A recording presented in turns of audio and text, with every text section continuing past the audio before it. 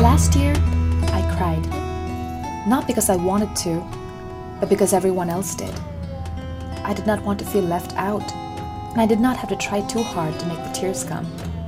This year, I wanted to cry. I was scared.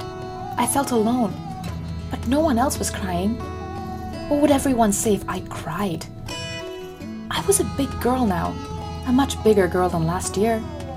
Maybe no one else felt like crying. After all, I was the new kid in class, not them. I looked around me at all those new faces and desperately hoped someone would be my friend. Being in a new school was fearsome in so many ways. I was so used to Mrs. Dunraj. Mrs. Molly Phillips, my teacher at this new school, was quite stunningly different. She was as young as Mummy was, attractive, fashionable, and firm. On this first day, Mrs. Molly Phillips took a piece of white chalk and wrote out the letter A on the board. And I felt a frightful feeling in my belly button. She wrote A differently than Mrs. Dunraj had taught us. I practically fled to Mummy that evening. What am I going to do, Mummy? I wrote A differently than every single girl in class. They wrote the correct way. I knew only the wrong way. I was wrong. Mummy reassured me that it was okay. Che, adallam onnum illa. I'll teach you how to write A like your teacher. Mummy told me I was not wrong. It was just a different way to write an A, and I breathed a sigh of relief.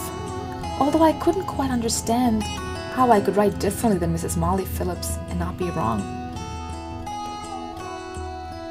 It was another one of those fearsome days when I found I did not know how to write the letter S either.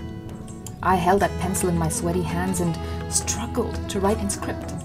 But no matter how many times I tried, my pencil just could not form all the curves in their right proportions. I tried again, and again, and again, until the worst happened. The paper tore. Whatever was I going to do? Mrs. Molly Phillips was waiting for us to hand in our notebooks in 5 minutes, and despite my best efforts, I just could not learn how. I retreated somewhere no one would see me cry. I think about that day I cried over the alphabet. If you had interviewed me and asked me what my goal in life was, I would readily have said, I want to write my S's perfectly. I want to write all the letters from A to Z. Today, I laugh at the things that terrified me then. I have grown quite a bit since the alphabet, into a much bigger girl than I ever dreamed I could be. But being a big girl does not mean I've outgrown my fears completely.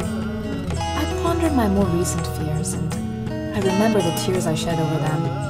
I wonder if a few years down the road, this will feel as ridiculously small as that letter S which haunted me in kindergarten. Don't you think?